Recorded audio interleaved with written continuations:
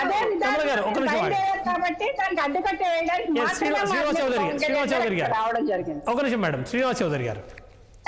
ఇప్పుడు నేను ఈ మధ్యకాలంలో ప్యాడీ రైస్ అంటే రేషన్ రైస్ మాఫియా పైన అనేక డిబేట్లు మనం డిస్కస్ చేసాం. ఎస్, ఒక పరిశ్రమ అంటే అంటే వరి మిల్లు అతను మాట్లాడాడు, మేము 20 ఏళ్ళుగా చేస్తున్నామండి ఈ మాఫియా అన్నాడు. బిత్తరపోయా నేనే. ఎస్, ఇప్పుడు కాదండి, ఇది ప్యాడీ అంటే రైతుల యొక్క ధాన్యాన్ని ఇతర దేశాలకు ఎగుమతి చేసే హక్కు ఉంది. ఒక సోనా మసూరా, ఇంకొకటేదో బాస్మతి రైస్, ఈ రెండింటిని మాత్రమే ఎక్స్పోర్ట్ చేయకూడదు. మిగిలిన రైస్ ఎవరైనా ఎక్స్పోర్ట్ చేసుకోవచ్చు, అది చట్టంలో ఉంది. కాబట్టి మేము 20 ఏళ్ళుగా చేస్తున్నామండి, ఇప్పుడు పట్టుకున్నారు కొత్తగానే మాట్లాడాడు. నాకు బెత్తరపోయాను 20 ఏళ్ళుగా వామ్మో ఇదే చాలా పెద్ద మాఫియా అని. కాబట్టి 4 ఏళ్ళ క్రితం రాసుకున్న కథకి 20 ఏళ్ళకి జరిగిన కథకి చాలా తేడా ఉంది. ఇంకా ఇంకో సంఘటన కూడా చెప్తాను మీకు. ప్రతిఘటన సినిమా వచ్చింది సార్, మీరు విజయశాంతి గారు అనుకుంటుంది ఏముంది తిడదాం సార్ దాంట్లో? ఎవరు తిడదాం? కాళిదాసం తిడదామా, మన కొడ శ్రీనివాసం తిడదామా? అది ఒక సమాజంలో సంఘటన. అదే విధంగా ఒరే రిక్షా సినిమా వచ్చింది మన నారాయణరావు గారు చేసి, దాసనారాయణ. మరి ఒరే రిక్షా అంటే ఏముంది ఇప్పుడు మేము? ఇంకా అదే విధంగా వందే మాత్రం సినిమా వచ్చింది సమాజంలో చాలా విషయాలపైన. ఇవన్నీ కూడా సమాజానికి మెసేజ్ ఇవ్వాలి.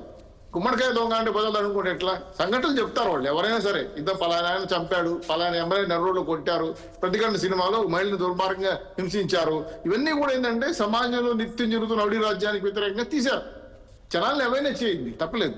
కాకపోతే ఫ్యాన్స్ వేరు, అభిమానం వేరు, అదేవిధంగా రాజకీయాలు వేరు, సినిమాలు వేరు. కాబట్టి దయచేసి రాజకీయాలని సినిమాని కలపద్దండి. వారి దిల్ రాజు గారి ప్రాజెక్ట్ అది, ఆయన ఎవరైనా ప్రమోట్ చేయొచ్చు. పవన్ కళ్యాణ్ గారు ఇప్పుడు డిప్యూటీ సీఎం, ఒకప్పుడు సినిమా రంగంలో ఉండొచ్చు, ఇప్పుడు కూడా ఉండొచ్చు. కానీ ఆయన విభజించి చూడండి, ఆయన కోసం ఈయన కోసం సరే. ఎక్కడ తెలుగుదేశం పార్టీ, బీజేపీ, జనసేన ఎవరు ఒక్కరి కోసం పనిచేయటం, ప్రజల కోసం పనిచేస్తుంది. మేమేం తప్పులు చేస్తుంటే విమర్శించి మేము ఓపెన్. శ్రీనివాస్ చౌదరి గారు ఇక్కడ ఒక ఇంట్రెస్టింగ్ విషయం మాట్లాడుకోవాలి మనం.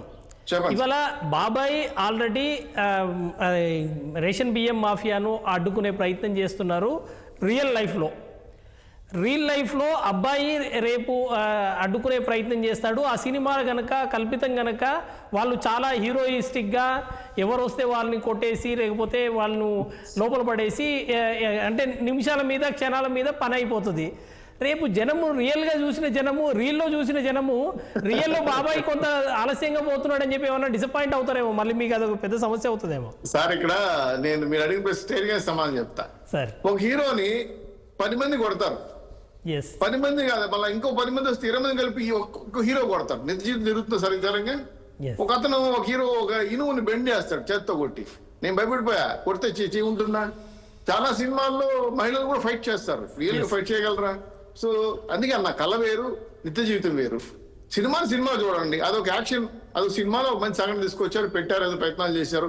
వాళ్ళ సినిమా ప్రమోషన్ కోసం ఆ మెగా ఫ్యామిలీలో ఉన్నటువంటి హీరోని ఎక్స్పోర్ట్ చేసుకోవడం కోసం మంచి హీరో కాబట్టి చెప్పొచ్చు ఆయన. కాకపోతే శ్రీనివాస్ చౌదరి గారు మీరు చేస్తేనేమో ఒక ప్రయత్నము, మరి వేరే వాళ్ళు ఏదైనా చేస్తేనేమో కావాలని చేశారంటారు. అది కమలా గారు ఆగండి. మేము స్త్రీలని అదేవిధంగా దుర్మార్గంగా మేమంటే సినిమా వాళ్ళు కాదు, అదే కుటుంబ విషయాల్ని బాబు గారిని లోకేష్ గారిని మార్ఫింగ్ చేసి డూప్లికేట్ మనుషులు పెట్టుకొని వ్యక్తిగత జీవితంలో తొంగు చూసి బెడ్రూమ్ లో జరిగింది, బాత్రూమ్ లో జరిగింది సినిమాలు తీయలేదు కదమ్మా.